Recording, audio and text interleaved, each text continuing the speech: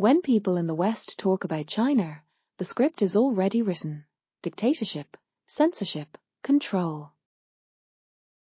It's a black and white picture, painted in newsrooms where the only colors are fear and suspicion.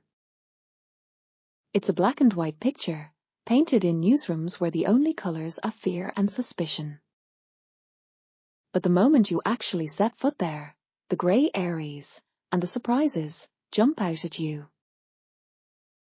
Everyday life, culture, pride, technology, and yes, power. Restaurants packed with families, kids on tablets, grandparents sipping tea, and parents laughing. It feels normal, but also strikingly abundant. Streets full of locals and tourists, calm, not tense. People aren't rushing like life's an endless emergency.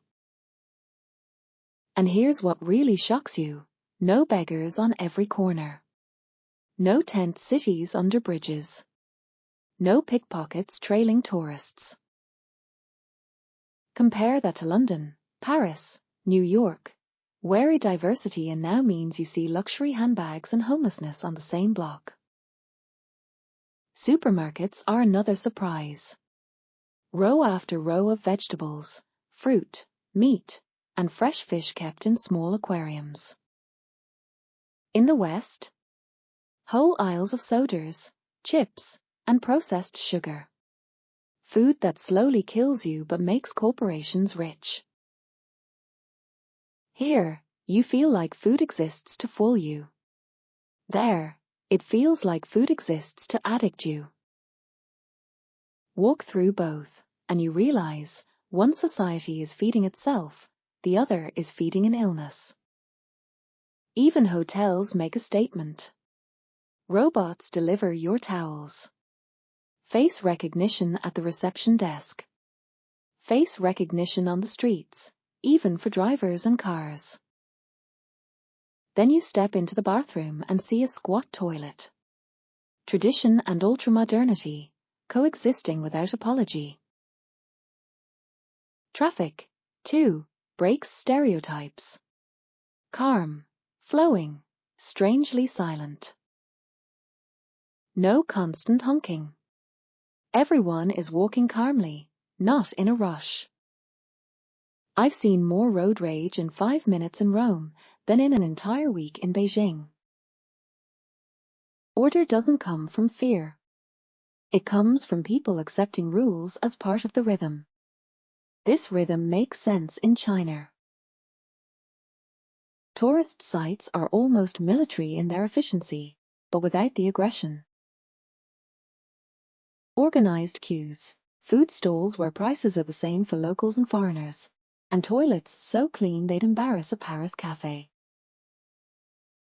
Even on a mountaintop, you find soap and running water. Spoiler: this is not developing a country. In fact, the term feels insulting after you've been there.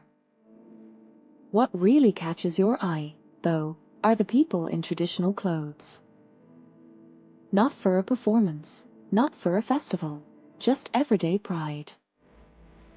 Tea is everywhere. Not just a drink, an identity marker.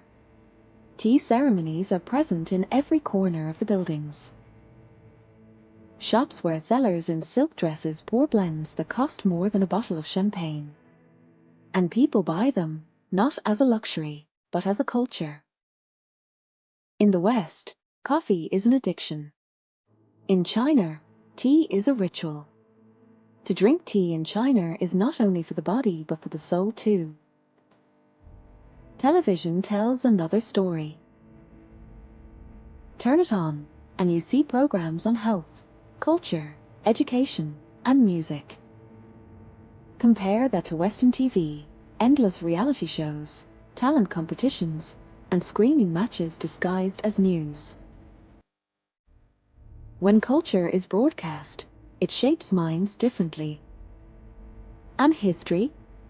It isn't background noise. World War II still lives in memory. Japan is painted as the old enemy. Museums aren't dusty archives, they're stages for national pride and warnings for the future. Even street art feels different. In Europe or America, graffiti is rebellion, angry slogans, broken walls. In China, it's murals of flowers, birds, and colors. The rebellion is beauty, not destruction. That's not to say everyone's free, but the message on the wall is not a tear it down. It's a build it prettier. Politics, of course, is never far. Tour guides proudly repeat the slogan, we lifted millions out of poverty. And the thing is, you can see it. People look better off, more secure. Not rich, but not desperate either. Abroad, China is selling a peaceful rise. Not tanks, not bombs, but railways, ports, and infrastructure. Tanks force doors open. Contracts make people hand you the keys. Look at Africa, South America, and Asia. Bridges, hospitals, and roads built with Chinese money. It's not charity, it's leverage. When you build someone's future, you own a piece of their present. And you don't need bombs if everyone already depends on you. So, is China really that different? On the surface, yes. Order, pride, tradition, efficiency. But control is still control. The West sends soldiers, China sends contracts. Different costumes, same play. And that's the real power game. Smiles instead of tanks. Investments instead of invasions. Don't mistake politeness for peace. The ambition is still there, it's just better dressed. This was episode 2 of Power Games. Next week, we go deeper, because power doesn't just move with wars and headlines. It hides in culture, daily life, and memory. And if you missed episode 1 on Ukraine, go back and watch it.